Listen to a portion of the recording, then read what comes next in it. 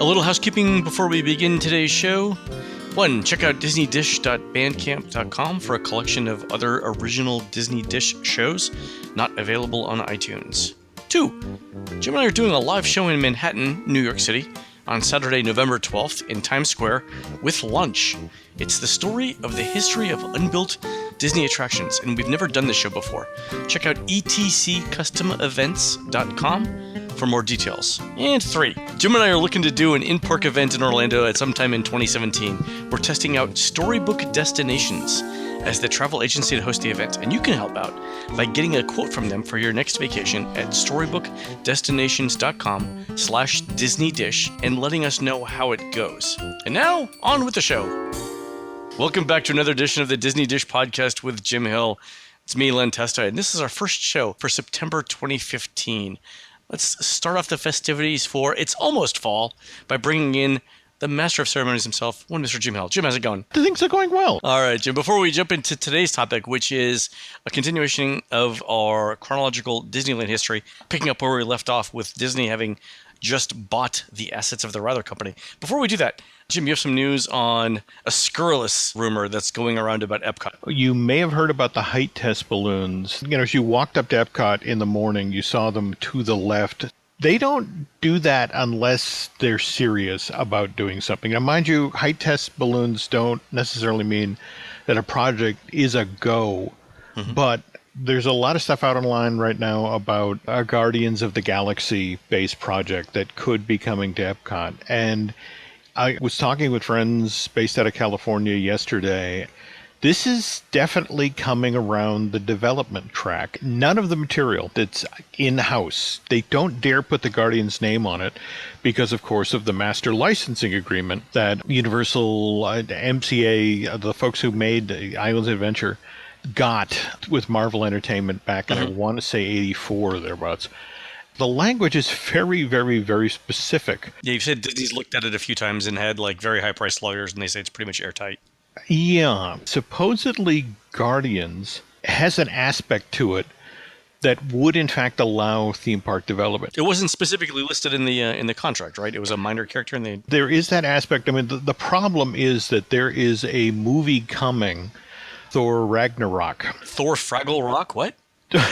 Ragnarok. It's the next Thor movie that'll be out next year. And the interesting thing is that Mark Ruffalo will be in this film playing his Hulk character, and marching forward with these movies, that there is going to be one coming where it's an all-star, where it's everybody. I mean, it's just that they're going to bring in the Guardians, they're going to bring in the Avengers, they're going to bring in all of these characters. And that gets problematic because then you now have folded the Guardians into the existing Marvel universe. Right. So it'd be like adding Spider-Man Jr. into Spider-Man. Universal would say, well, obviously Spider-Man Jr., now that he's part of Spider-Man, is a derivative character or whatever, or an ancillary character to this main story. Ooh, that's interesting. Supposedly, there's some sort of back-end negotiation going on. It's been going on for the better part of a year now. The world has gotten smaller, at least when it comes to IPs. And there may be, in our now streaming narrow-band universe, a way that Universal and Disney can share these characters in a very narrow way. At Disney right now, you can't refer to what's being built at Epcot as the Guardians of the Galaxy project because lawyers haven't signed off on it yet. They haven't finalized the language. It involves Bob Iger and Brian Roberts, the CEO of Comcast, swapping kidneys, doesn't it? Like they each send a child to the other's household, right, to live. Because they marry each other off like the Habsburg Empire, right? It's sort of like the first of a potentially fascinating little bend in the Orlando theme park market. What they really, really, really want for Epcot is a full-blown thrill ride right at the front of that park. The universe of energy as we know it would completely go away. I've heard it would be demoed, right? Pretty much. This might be kind of in the tradition of Frozen Ever After, where there's a very, very loose tie to what used to be there. I mean, the timetable I'm hearing for this project would be that they want to have it open in time for the 50th anniversary. So 2021, so they would So 5 years. That's about enough time for Disney. Yeah, realistically, it would take them 6 to 8 months to demo the building. And then the turnaround of getting a coaster up out of the ground. So when will we hear more? Their fiscal year starts October 1. That's another factor here. This is when the money comes through the pipeline and the parks decide how they're spending their money. And to be honest, Walt Disney World, between the Avatar project, between the Star Wars project, just wrapping up the Disney Springs thing. Give you one more Disney Springs rumor. So I was talking to a friend of mine that's a server at an unnamed Disney Springs restaurant, but a newer one. And he said that people who are opening Paddlefish came by to each of the Disney Springs restaurants to solicit waitstaff. Ooh. And at all of the newer restaurants, the waitstaff's collective response was essentially, yeah, good luck with that, bro. Because they're all doing well enough where they are, and they think that the concept for Paddlefish is, I guess I got a pitch or something, that the concept for Paddlefish is like, there's no way that's going to hold up against Boathouse, for example. That they were all like, yeah, no. So I don't know what they're doing for waitstaff, but interesting story. You and I, we went to the Jungle Cruise restaurant, the Skipper Cafe, and they talked about, oh God, about all the people that they recruited from high-end restaurants, really experienced waitstaff, because they needed people who could spiel and really help sell this place, and nobody showed. On the heels of that, a lot of people who work in that field on Disney property are like, no thank you, I will stay where I am. Yeah, I mean, if you're in a restaurant that's getting like, and I'm just throwing a number out here, 88, 89, 90% thumbs up rating in the unofficial guide, right? Some of the places that have come on are doing like low 90s, but some of the places that are coming on, like Super Canteen, doing like 82, 83%. And I know it doesn't sound like a huge difference. That is the difference between, and I'm not making this up, going home with $500 a night in tips and going home with $20 a night in tips. I know for a fact that there are servers at restaurants in Disney Springs who make so much money every night in cash that they are physically escorted by Disney security out to their cars. They're carrying that much money.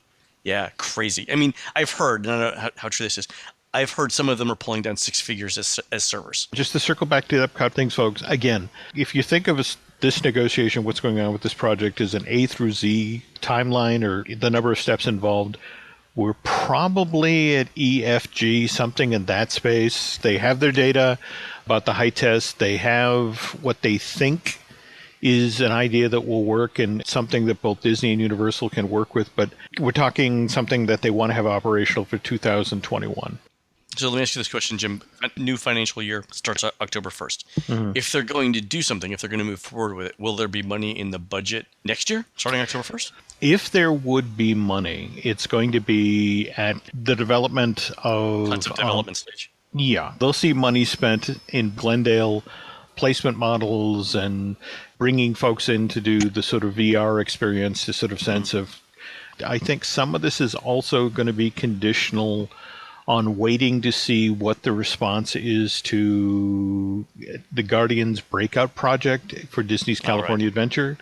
If that's the attendance driver that they think it's going to be. Okay. But they could fund some conceptual development in 2016 to 2017. See how that goes. No, definitely. For now, bringing this to Florida involves a lot of plate spinning, and they have the raw data, they have an idea, and they think they have a path. Okay, so we're not going to see the demo of Universe of Energy in the next 12 months. Every so often, I hear are you coming down to Florida soon? It's like, well, why? You really probably maybe want to go check out Energy. Moving on to our topic of the day. This is our chronological Disneyland history. Last time we had finished up, and Disney had just played some hardball to acquire the Disneyland Hotel from the Rather Corporation. And you said, Jim, at the time that there were some additional assets that came along with that. Yeah. January of 1988, the Disney company finally gets the okay from the Rather Corporation for $152 million. What Disney was really after was the Disneyland Hotel. It was very important to get this back as an asset. Disney actually had to get in bed with this other company, the Industrial Equity, because they had gotten in there earlier and made a significant stock buy on the Rather Corporation. Disney had to agree to get in bed with these guys, and then they waited 6 weeks afterwards and then bought them out for $85 million. Then it's like Disney owns the entire Rather Corporation, and this includes gas and oil properties down in Louisiana. But as far as Disney is concerned, the gold of this is the 26 acres of land that Rather had an option on that were to the south, the west of Disneyland and to the south of Disneyland Hotel, plus, of course, the land that the hotel sat on itself. During the 4 months that it took for Disney to go from announcing the deal to the actual acquisition, their lawyers drilled way down into all of the properties. They went through every agreement that the Rather Corporation had made, and when they got to the stuff that Rather had in Long Beach, this became this fascinating set of rights. In order to understand what Disney got when they got Rather's property in Long Beach, we have to talk a little bit about the actual history of the Queen Mary. Now, this 82,000-ton, over 1,000-foot long vessel was an active member of the Cunard Line from 1936 to 1967. It sailed out of Southampton one last time in October of 1967 and made this epic voyage that took it. Actually, they went around the Horn. And really? Yep. And they then arrived in the port of Long Beach and permanently moored there. Diners Club was the outfit behind this. Their idea was that they were going to take the Queen Mary and turn it into this amazing waterfront attraction. For much of 1968, much of 1969, workmen are inside of the Queen Mary. They're ripping out the boilers. They were ripping out everything below sea deck because that's where the Living Sea Museum that legendary undersea explorer Jacques Cousteau was going to curate inside of the Queen Mary. Meanwhile, the upper decks of the Queen Mary, which was where most of the first and second class cabins were located, these were to be converted into hotel rooms, while the main lounges and dining rooms were going to be reimagined as banquet space and high-end restaurants. I mean, one of the concepts, for example, was the promenade deck. The starboard section of the promenade was going to be enclosed and then transformed into this upscale restaurant called Lord Nelson's and Lady Hamilton's. And it was supposed to be this highly themed space that was going to celebrate 19th century sailing ships. Sounds like a great idea, right? Mm-hmm. So far, so good. Okay, but in 1970, Continental Insurance buys Diners Club International. And since Continental Insurance just wants to operate a credit card company, it immediately vacates the Diners Club Queen Mary project. They are, at this point, like a year and a half out from opening, and it's half completed, and Diners Club pulls out. All the workmen walk away, and you have this half-gutted ship standing at the edge of Long Beach Harbor. Long Beach City Council panics. And so they reach out to a company called Specialty Restaurants and get them to agree to be the master lessees of the Queen Mary. But the deal that Specialty Restaurants cuts is that they'll come in with the understanding that they are going to spend as little money as possible to get this place open to the public. Mm-hmm. So they then turn around and bring in another partner, and Pacific Southwest Airlines, which eventually, of course, became Southwest Airlines. Mm-hmm. And so the deal that Specialty Restaurant cuts is like, look, we'll get the banquet space open.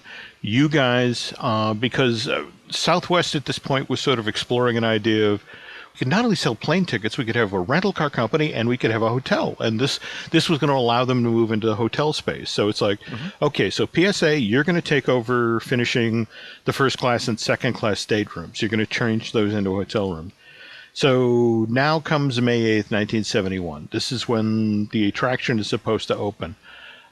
They do. They make the day, but the dining rooms aren't ready, and none of the first class rooms have been turned into hotel rooms yet. So as a direct result, the Queen Mary is only open for weekends, and you basically get to walk through a construction site. And what's worse is that because so little of the work that needed to be done below decks for the Jacques Cousteau attraction, it actually gets done.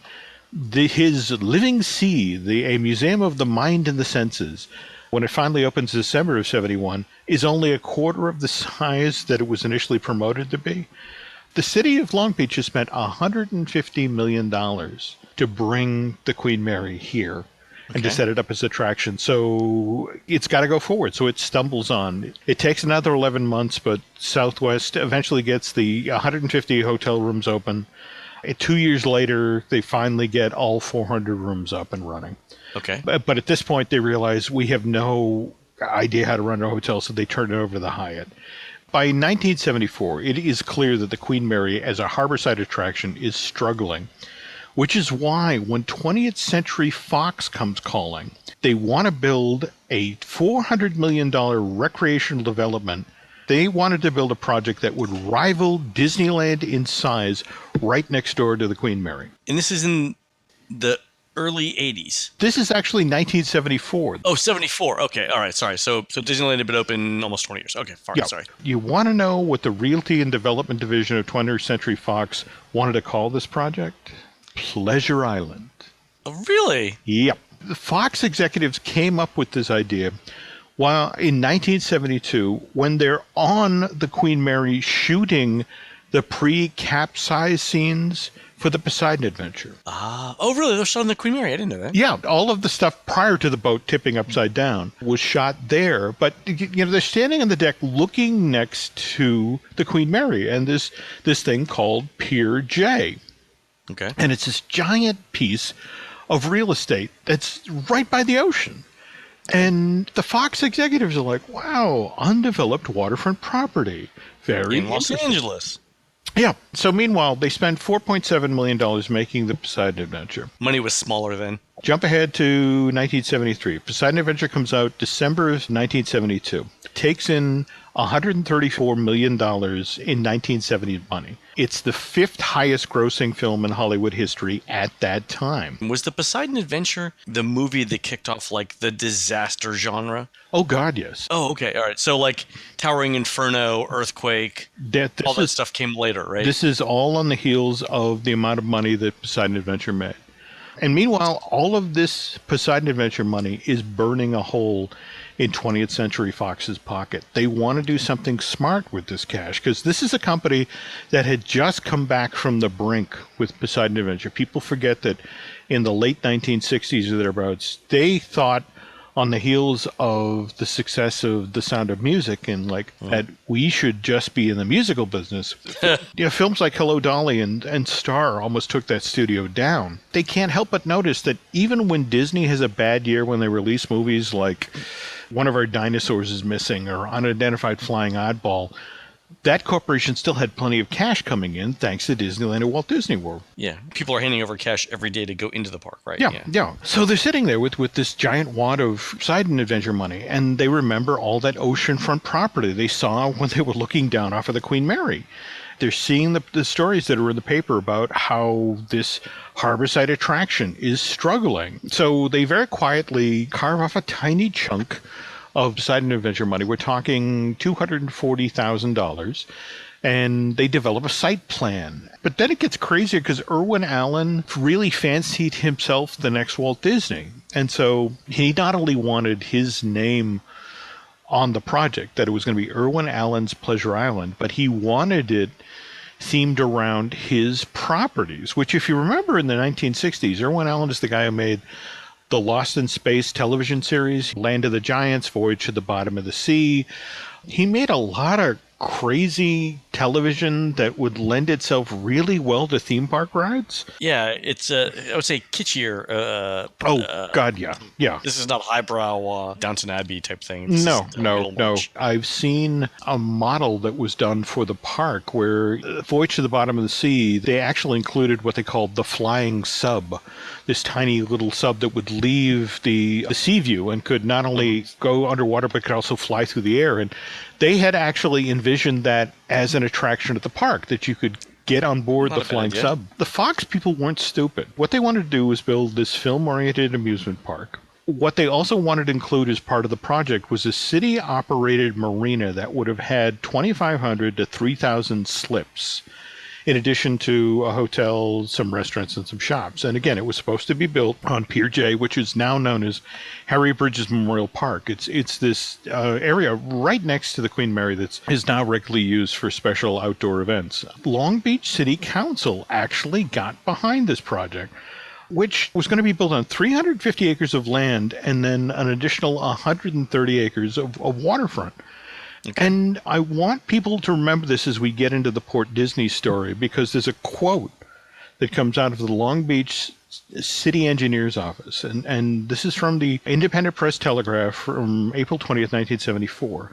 After the city council had agreed to allow development of Irwin Allen's Pleasure Island to go forward, they asked somebody in the city engineer's office how much cubic yards of landfill would be required to build this project. They said, to be honest, we don't know yet. We're still in the preliminaries. Well, they would have to bring that in, right? Because they're not going to dredge out. Well, no. Many millions of cubic yards of fill will undoubtedly be needed, but most of this fill will be dredged up from the ocean bottom, probably from the area just beyond Long Beach Harbor's breakwater.